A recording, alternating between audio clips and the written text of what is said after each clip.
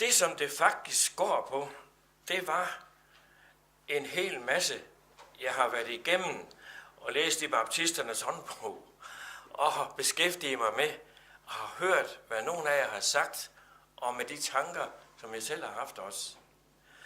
Og så starter det hele den 15. februar. Det er et par dage siden. Der begyndte det her at dæmre lidt for mig, og så har jeg så skrevet lidt på, og de sidste dage har jeg skrevet meget på, så det bliver til, i hvert fald til 2 prædikener. Det skal ikke være i dag. Det skal jeg i hvert fald ikke. Så i dag tager vi den første del af det, og så må vi så se, hvornår tiden bliver til nummer 2 del. Det blev meget omfattende, fordi det, som det går på, det er, overskriften er, hvordan kan man overvinde Guds folk? Hvordan kan man overvinde nogen, som ikke vil overvindes? Hvordan kan man overvinde nogen, som i og for sig har et mål i livet, og tage det mål fra dem, og give dem et andet mål, i Guds øjne, et nyt mål. Jeg siger i Guds øjne, et nyt mål. Derfor vil jeg gerne være med til, at vi skal opmuntre og hjælpe hinanden til at vogte vor gård, og de ting, der er blevet betroet os, som vi har oplevet det sidste hele halve år her. At vi må vogte på de ting og bevare de ting, også fordi jeg har hørt 2 forskellige uafhængige af hinanden komme og sige til mig, det er fantastisk, Gud har noget for, og det ved vi, Gud har noget for. Så med at være i den stilling, så Gud stadigvæk kan have noget for at få de ting igennem, som han gerne vil have, at vi bevæger os derhen og er derhen, så vi kan se det, så vi kan høre det, så vi efterfølgende kan handle på det. Det er vigtigt. Det er meget vigtigt.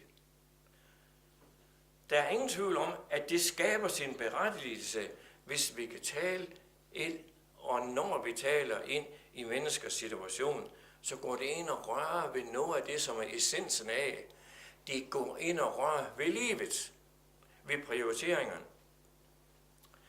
Jeg har fundet et ord fra 2. Peter, kapitel 2, vers 15. Det står på side 1120. Og jeg, der har en bibel, I skal til at slå skriftstedet op i dag. Der bliver mange.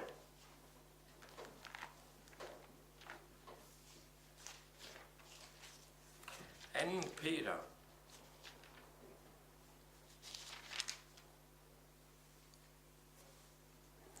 kapitel 2, fra 15 til 22. Da de forlod den lige vej, for de vildt, og de slog ind på samme vej som Biliam, Beors søn. Lige et øjeblik her. Her er der altså en af de sjældne trykfejl i Bibelen. I min Bibel er en trykfejl. Det er sjældent at opdage det. Marie, hun tror ikke på det, så det er en trykfejl i min Bibel, Marie.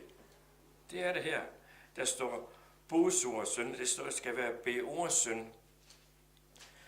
Der kastede sin kærlighed på uretmæssig vinding, men måtte lade sig overbevise om sin egen overtrædelse. Et umælende trækdyr gav sig til at tale med menneskestemme og hindrede profeten i hans galskab. Disse mennesker er udtørrede kilder og tåger, der jages af stormen og dyster mørker venter dem. De bruger opblæste og tomme ord, og ved hjælp af deres udsvævelse forfører de til kølig begær. Det var det ord, jeg gerne vil lægge ud i dag. De slog ind på en anden vej, samme vej som Biliam. Biliam, han var Beors søn, som han hedder. Der står, at han elskede uretfærdighedens løn. Der står, at han slog ind på en anden vej, og det var på grund af begærlighed. Hvis du læser lidt videre, så kan du se, på grund af begærlighed, han så frem til lønnen. Lønnen. Hvem er nu den Biliam, som vi nu taler om her? Ja, nogen af os kender til ham og ved, at han var spåmand. Men eftersom jeg arbejdede med, så var han tidligere en god mand. Han havde været en herrens profet. Han forlod den lige vej, som vi læste. Han var faldet fra Herren og var blevet begærlighedens bytte. Han ville have løn. Det var for lønnen, han så frem til. Den jagt på løn fører ham ud i noget forfærdeligt noget, og det skal vi beskæftige os med. Han bekender sig stadigvæk til at være Herrens tjener. Han er slet ikke uvidende om, hvad Gud har gjort for Israel, da de er i lejr uden for Jericho, på Jerikos slette, hvor de er. Men han leger lidt med den tanke, det kunne være, der kunne findes et kompromis. Og her er vi ved dagens situation. Kompromisets mand er Biliam. Ved du, hvad navnet Biliam det betyder? Det betyder folkefordærver, folkeforfører. Det betyder navnet Biliam. Det står i 4. Mosebog, for I skal regne med, at det er noget, jeg står og finder på af mig selv. I 4. Mosebog, kapitel 22, på side 146. Og det vil jeg gerne læse lidt om. Det er et langt stykke. Balak i vers 1. Derpå brød israelitterne op og gik og slog lejr på Moabs sletter øst for Jordan over for Jericho. Balak, Zippors søn, så alt det, Israel havde gjort med amoritterne, og Moab blev grebet af frygt for folket, fordi det var talrigt. Moab gruede for israelitterne og sagde til Midians ældste, nu vil hele den sværm slikke landet omkring os i sig, på samme måde som okse slikker markens græs i sig. Balak, Zippors søn, som var konge over Moab, han sendte bud til Biliam, Beors søn, i Petor, der ligger ved floden i hans folks sønners land, for at tilkalde ham, og han sagde, der er et folk, der er draget op fra Egypten, og nu dækker de hele landet. De slår sig ned lige over for mig. Kom derfor og forband dette folk med mig. Lad os lige holde der. Kom og forband det folk for mig. Her var jo en Guds mand.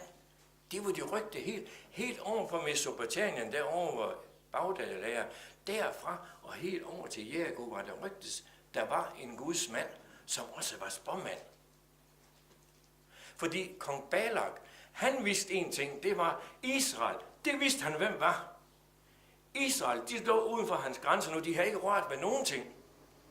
Men han vidste, det var dem, der havde slået Egyptens sønner sammen.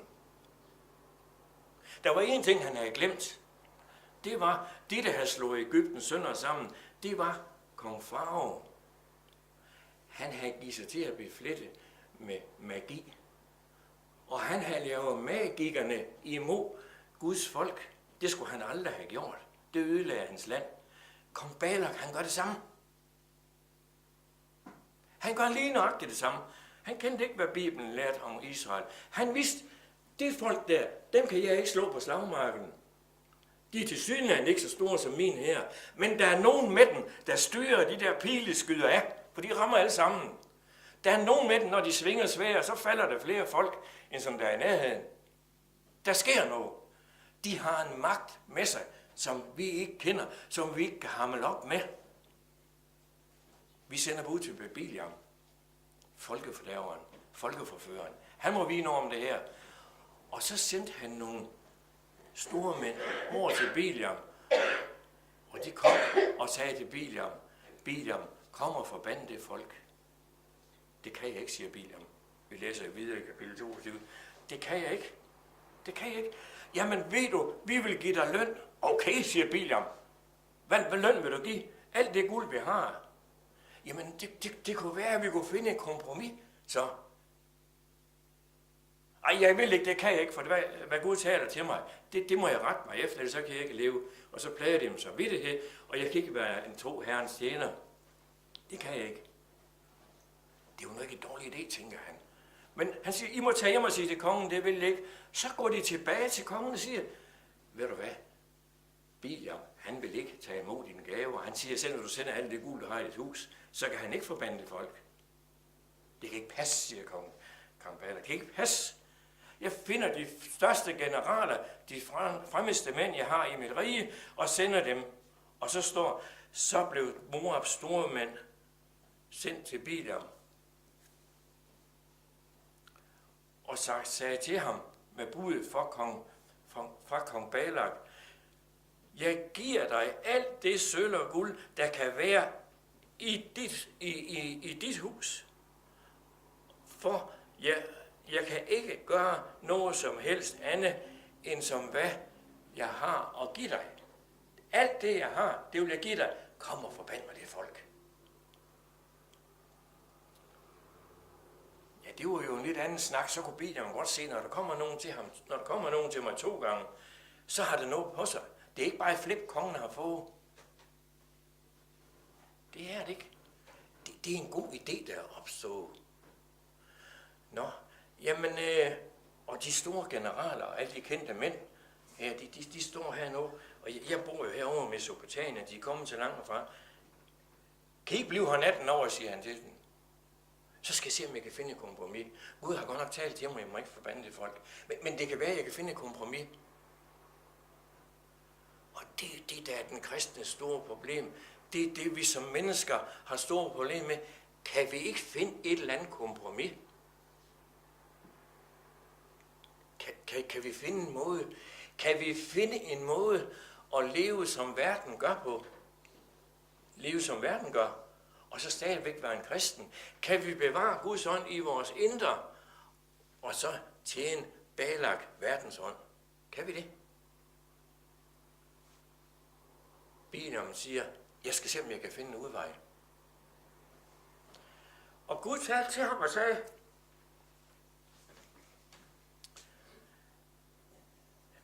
Gud, i vers 20, Gud kom til Biliam om natten og sagde til ham, hvis mændene, som er kommet for at tilkalde dig, hvis de er kommet for at tilkalde dig, så må du ikke gøre andet end det, jeg siger til dem. Jamen Gud havde sagt til dem, han må ikke gøre det. Du må ikke gøre det. Men du må ikke gøre andet end det, jeg siger til dig, siger anden gang. Der begynder han at lytte til den anden indskydelse.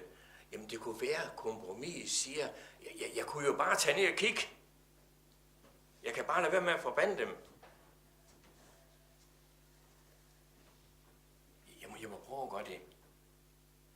Men han hoppede på den der. Han stod på den.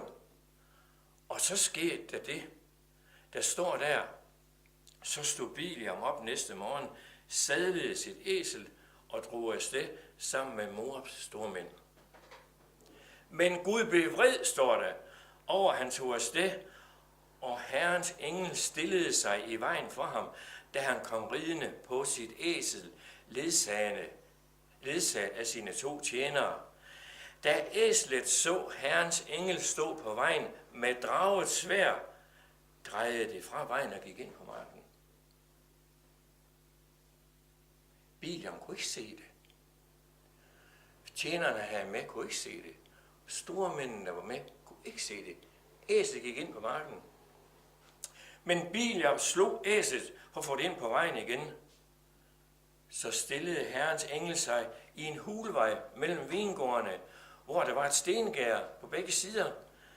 Da æslet så Herrens engel klemte sig ind mod muren, så det kom til at klemme Biliams fod med muren, og så blev han vred og slog igen. Men Herrens engel gik længere frem og stillede sig på så snævert et sted, at det var umuligt at komme forbi, hverken til højre eller til venstre. Da æslet så Herrens engel, lagde det sig ned, mens Biliam sad på det. Når et dyr lægger sig ned, hvis du har set på en hund, når den underkaster sig, så lægger han sig ned og vender buen i vejret. Æslet viser den totale underkastelse. Og Biliam, han er vant til, at det æsler har han haft som for unge af, at det skal adlyde ham. Så han bliver vred. Han bliver rigtig vred. Nu er det 3. gang, det skærer ud og væk gør det. Så han har en stok, det giver han sig til at tæve på med. Og han bliver rigtig vred. For nu er det 3. gang, og nu fik han jo foden i klemme, og det gør jo ondt. Nu skal det gå over det her. Ligesom manden, der skal løbe over konen og siger, at det er hendes skyld, når de kører. Han sætter ved rette. Han kører over fortog, så er det konens skyld, for hun ikke holder øje. Lad en anden få skylden. Det er Biliams program. Lad være med at tage ansvar for de ting, du gør. Sig det til noget andet. Find et kompromis. Det gør ikke sandheden anderledes. Han slog det med sin stav. Da åbnede Herren æslets mund og sagde til Biliam, hvad har jeg gjort dig, siden du nu har slået mig 3 gange? Biliam svarede æslet, du har tirret mig. Havde jeg haft det svært i hånden, havde jeg slået dig ihjel. Men det er jo lige det, der var problemet ved svært. Det er dommeren. Det var det, englen stod med. Englen stod med dommen over Biliam med svært hæve. Og hvis ikke æslet havde undgået det, så var Biliam blevet dræbt. Biliam kunne ikke se virkelighedens verden, som den var. Æslet svarede, at jeg ikke dit eget æsel, du har ridet på lige fra du var lille til i dag. Plejer jeg måske at handle dig på den måde? Nej, svarer Biliam. Så står det, der åbnede Herren Biliams øjne. Han så Herrens engel stå på vejen med draget sværd. Så bøjede han sig dybt. Herrens engel sagde til ham, hvorfor har du slået dit æsel 3 gange? Jeg stiller mig i vejen for dig, for din rejse er overigeligt og imod min vilje. Jamen læste du ikke lige, Flemming, at Gud sagde, at han skulle gå med den? Jo, den tilskyndelse, der sagde til ham anden gang, du kan godt gå med dem, det var hans egen tilskyndelse. Og det gav han Gud skylden for. Gud taler til, du må ikke gå med den. Og så, I kan lige blive natten over, så kommer der nok et kompromis. Og så fulgte han den og gav Gud skylden for den. Som agtig manden, han giver konen skylden til der ved siden af. Hun er uden skyld, hun er bare med. Æslet, som han red på, reddede mandens liv. Han så det ikke, før han fik sine øjne lukket op. Ved I, hvad jeg kom til at tænke på, da jeg læste det her? Jeg kom til at tænke på Ezekiel kapitel 37 om de døde ben. Er der nogen af jer, der har tænkt på, hvad de døde ben måske også kunne være? Og det bliver jeg klar over, for jeg har ikke vidst det. Jeg læste i Ordsprogene kapitel 17. Jeg blev faktisk meget forbavset over det. I Ordsprogen kapitel 17, vers 22 på side 577. Og det synes jeg, I skal se, den her har en bibel. 577. I kan godt huske de tørre ben, der var i dalen. Jeg behøver sikkert læse i Ezekiel 37. Han skulle gå ud i dalen, der var fuld af tørre ben, og sige Herrens ord til det. Der står her i vers 22, glad hjerte giver godt helbred. Modløshed udtørrer knoglerne. De tørre ben, det var utørre knogler. Det var mennesker, der havde givet op.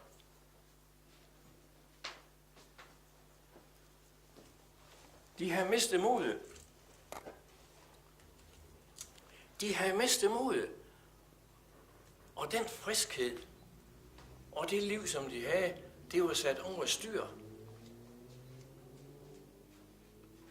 Men så sidder der en lille menighed herude i Give, hvor Gud taler til om de døde ben, og vækker os op og siger, de døde ben der, det er det ene, det er det andet, og det er det tredje, og nu kommer forklaringen på, det er dem, der har givet op. Bens oplevelse, tror I kender alle sammen, der var en kvinde, der kom her og bad om tilgivelse for de ting, der var gjort forkert. Vi har selv oplevet vores pinse gudstjeneste, hvordan forligelsens ånd var blandt os. Vi har selv fået lov til at opleve, at folk kommer og siger til os, det er her, jeg hører til. Det er de døde ben, der får livet tilbage. Og venner, vi står midt i det. Det er kostbart. I Herrens øjne er det her kostbart. Det er liv. Nu skal jeg lige passe på tiden. Det er så meget liv, at det er sammenlignet med, hvis du ser en flod med meget strøm i, og så du smider noget tømmerstokker ud i den, eller noget trærødder ud i den, så flyder de med strømmen. Men hvis det er frisk vand, så vil du også se laks eller andre fisk. de går imod strømmen. De går imod strømmen, fordi de har liv. Tømmerstokken lader sig bare skride med. Og jeg kan ikke lade være med at tænke på det. Det kan godt være, at jeg kom galt stemme her. Jeg går alligevel. Jeg kan ikke lade være med at tænke på dem, som er kristen. Lad sig bare flyde med på kompromis vej. De flyder bare med. Så kommer der nogen, der har liv. Men de går imod strømmen, og ved I hvad? De er på vej. De er på vej. Vi er får lov til at se nogle af dem, og de rejser sig rundt i vores land. Yngre mennesker, yngre end mig, får lov til at få indsigt i Guds ord, så vi siger, det er fantastisk. Hvornår begynder Guds rige at brænde rigtigt igennem? Hvornår begynder sandheden at gå op for os? Hvornår ser vi, at æslet, der har lagt sig ned, at munden bliver lukket op på det, og vi hører Guds tale til vores hjerter? Venner, det er lige om hjørnet. Jeg kan ikke sige noget dags på, og sige nogle steder på, og sige nogle mennesker på. Men jeg har hørt flere sige, vogt på det ord. Der var en, der sagde, vogt på det ord, I har fået i give, og handle på det. Og det skal vi holde fast i. At vi hver især må leve det liv, opføre os sådan, at Gud kan tale igennem os. Ikke at vi som Biliam, der siger, vi er falsk, og vi kender godt til livet af Gud, og så videre. Og så det er æslet, det er omstændighederne, der sparer vores, der skåner vores liv. Men at det er os, der ser virkeligheden i øjnene. Ser tingene, som de er.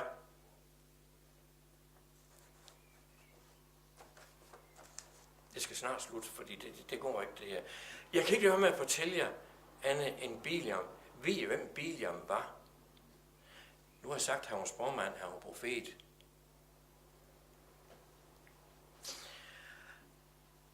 Det står i 1. Mosebog, kapitel 19, vers 31-28 på side 23. Biliam, han var barnebarn af Lot. Jamen Flemming, Lot, det var jo en god mand. Ja, det kan godt være. Og det var han også. Han havde nogle gode hensigter. Men han havde også nogle ting i sit liv, som ikke var så godt. Lot, han fik nemlig 2 børn. En med hans yngste datter, og han fik navnet Ammon. Dagen efter fik han et barnebarn med hans ældste datter, og han kom til at hedde Moab. Moab, det var det land, hvor Balak var konge i, som havde sendt bud til Biliam. Biliam boede i det land, der hed Amoritternes land, altså den Amoritterne, den anden datter af Lot. De var fætre, de 2 folk. Og ved I hvad? Det er ikke bare noget, jeg fandt på, for deres sprog, det var forskellige dialekter. Som når Jan der fra Nordvendsyssel, mig på Sydvendsyssel. Forskellige dialekter. Så de kunne tale med hinanden. Og det var Lot, børnebørn. Tænk sig Lot med sin egen døtre. Jamen selv Flemming, det er da incest, det du snakker om. Ja, det var det. Det var det. Det var 2 døtre, som fik børn med deres far, uden faren vidste det. Jamen selv i dagens Danmark, det er da skingerne galt, og det er det. Det er helt galt afkom, og de er galt afmarceret, og det viser sig jo heri, de er i konflikt med Guds ord hele deres liv igennem. Jeg vil holde her nu med at sige, ved I, hvordan det gik Biliam? Han blev dræbt med sværd. Det var voldsomt. Mange år derefter, han blev dræbt med sværd. Jeg synes, det her, og det er så et brudstykke af det, det viser, at gudstyrkelse og afgudstyrkelse slet ikke går i spænd sammen. Jeg siger ikke, at vi kan gå rundt med himmelvendte øjne og folde hænder. Men jeg siger, Det liv, vi har i hjertet, det skal vi passe på. Det er dyrebart. Det er det, der gør en forskel. Det er det, der gør forskellen ved, at vi kan gå imod strømmen. Som tømmerstokken, eller den, der bare lader sig glide med, de flyder bare med.